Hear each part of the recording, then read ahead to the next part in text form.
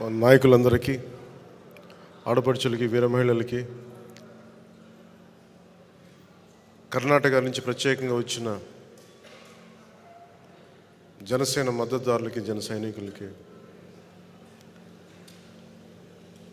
Republic day దినోత్సవ శుభాకాంక్షలు. ఇది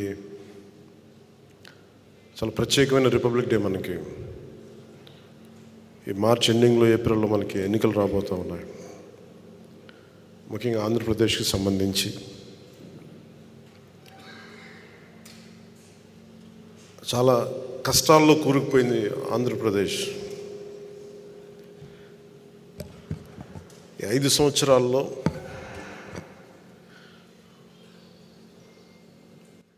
మన వీర మహిళలు, జన సైనికులు, మన నాయకులు పోరాట పటిమ ఈ 5 సంవత్సరాల్లో చాలా బలంగా చూపించగలిగాం. జనసేన అపరిమితమైన పోరాట బలం ఉన్న పార్టీ. ఆ పోరాట బలం 24లో రాజకీయ బలం కావాలి. ఆ దిశగా మనం అడుగులేస్తూ ఉన్నాం. ప్రభుత్వంలో మనం చాలా బలమైన భాగస్వామ్యం తీసుకుంటున్నాం. ఆ దిశగా మనం అడుగులేస్తూ ఉన్నాం.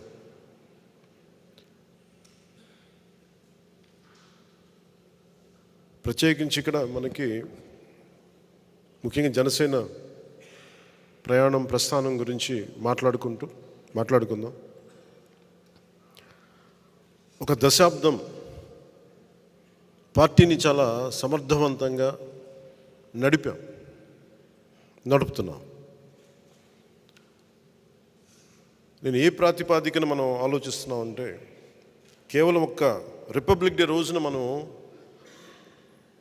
భారతదేశ గణతంత్ర వ్యవస్థ చాలా కష్ట నష్టాలతో, చాలా త్యాగాలతో వచ్చిన గణతంత్రం అది. మన కాన్స్టిట్యూషన్ కానీ, భారత్ రిపబ్లిక్ కానీ,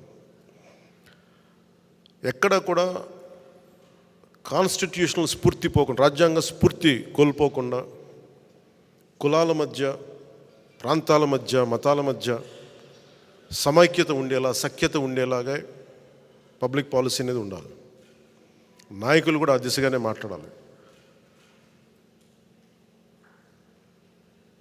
నిన్న ముఖ్యంగా అమలాపురం నుంచి కొంతమంది పాస్టర్ సోదరులు వచ్చారు. నన్ను అడిగింది, మీరు కూర్చోబెట్టి బీజేపీతో ఉంటారు కాబట్టి మీరు మైనారిటీలను ఎలా చూస్తారని మాట్లాడుతూ ఉంటే, వారికి స్వయంగా ఒకటే చెప్పాను. నేను అన్ని మతాలని చాలా సమానంగా గౌరవించేవాడిని. అన్ని మతాలను.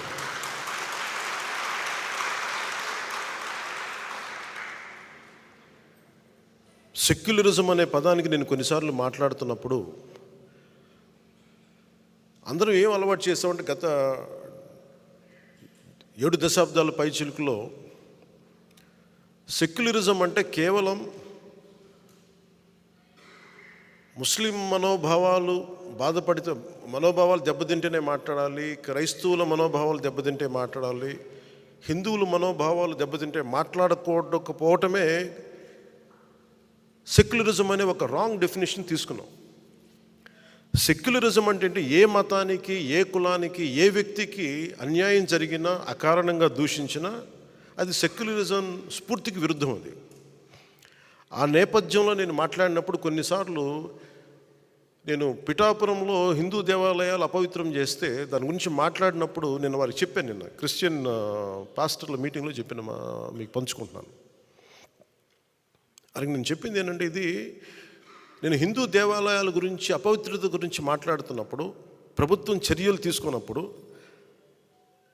నేను ఇది దోషులను పట్టుకోండి అంటే నేను హిందూ మతాన్ని వెనకేసుకు రావడం కాదు, ఒక అపవిత్రం చేసిన వ్యక్తుల్ని శిక్షించమని అర్థం.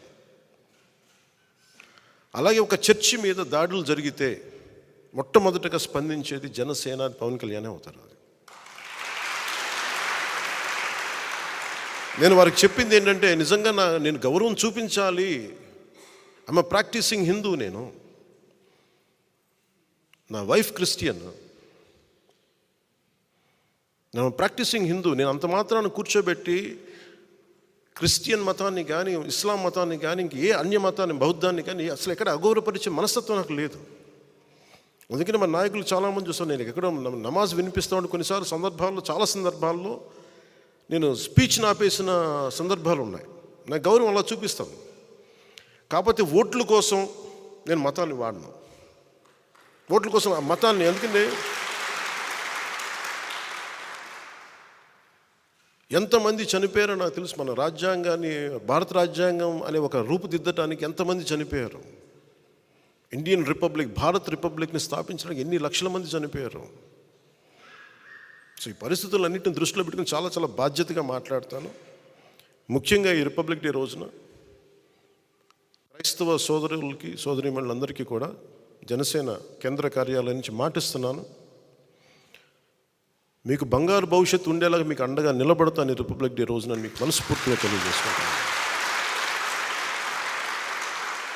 అలాగే ఇస్లాం పాటించే మన సాటి భారతీయులందరికీ కూడా ప్రపంచంలో ఎక్కడా లేనంత సహృదయత మన భారతదేశ సమాజంలో ఉన్నాయి. మీకు చిన్నపాటి నష్టం వచ్చినా, కష్టం వచ్చినా, ఆర్థికపరమైన ఇబ్బందులు వచ్చినా, ఈ దశాబ్దం కాలం పాటు మేము మీకు చాలా అండగా నిలబడ్డాం.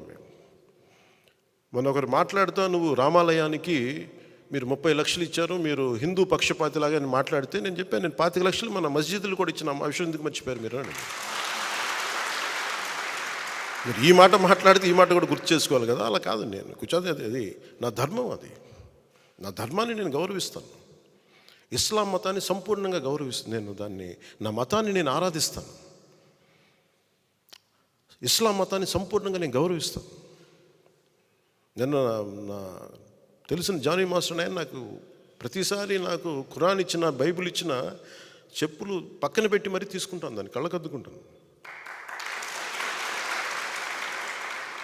ఎందుకంటే భారతదేశంలో మనం మత సమైక్య, మతం మనందరం ఐక్యత ఉండడం చాలా చాలా అవసరం. ఈరోజు నా అభిమానులు అందరూ కూడా అన్ని భిన్నమైన మతాల నుంచి, భిన్నమైన కులాల నుంచి ఉన్నారు నా అభిమానులు. నా ఇంట్లోనే నా భార్య క్రిస్టియానిటీ ప్రాక్టీస్ చేస్తుంటాను. క్రిస్మస్ జరుపుకుంటాం మా ఇంట్లో, కానీ ఇప్పుడు నా ఇంట్లో పూజ కూడా జరుగుద్ది, రోజు దైనందిక పూజ కూడా జరుగుద్ది. నా సెక్యూరిటీలో అత్యధిక భాగం ఇస్లాం మతానికి చెందిన వాళ్ళు. వారి పండగ వచ్చినప్పుడు, రంజాన్ వచ్చినప్పుడు వారికి నేను అండగా ఉంటాను, ప్రతి ఒక్కరికి నేను అండగా ఉంటాను. నేను అలాగే పోయినసారి 10 లక్షలు ఎందుకు ఇచ్చానంటే, ముఖ్యంగా ఈ మద్రాసాల్లో పిల్లలు చదువుకోవడానికి, వాళ్ళకి ఏదైనా అవసరాలకి 10 లక్షలు నేను ఇచ్చాను. నేను ఎప్పుడు, నేను కొన్నిసార్లు ఇప్పుడు తెలియజేశాను, ఈసారి ప్రతి సంవత్సరం తెలియచేయను, నేను అంతే సైలెంట్గా చేసుకుని వెళ్ళిపోతుంటాను. నేను దీన్ని స్వార్థ రాజకీయ లబ్ధి కోసం, రాజకీయ ప్రయోజనాల కోసం వాడే వ్యక్తిని కాదు. నేను ఎవరైనా సరే కూర్చోబెట్టి మత ప్రాతిపాదికన ఓటింగ్ కోసం నేను కన్వీనియంట్గా మాట్లాడే వ్యక్తిని కాదు. ప్యూరెస్ట్ సెక్యులరిస్ట్ అనేవాడు, పరిపూర్ణమైన లౌకికవాది నాలాగే మాట్లాడతాడు.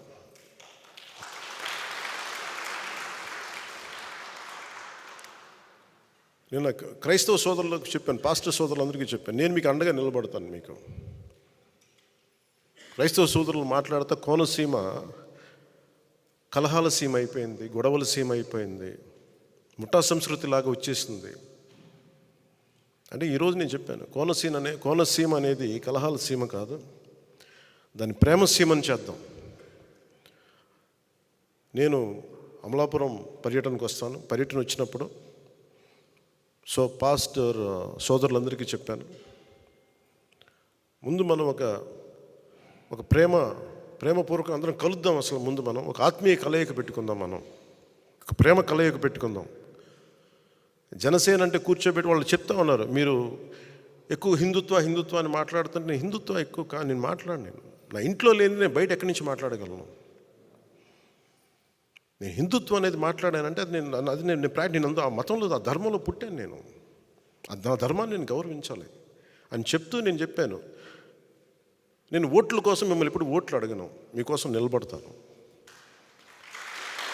మీరు నాకు ఓట్లు వేసినా ఏగిపోయినా మీకు కష్టం వచ్చినప్పుడు జనసేన పవన్ కళ్యాణ్ అనే వ్యక్తి మీకు ఎప్పుడు అండగా ఉంటారు.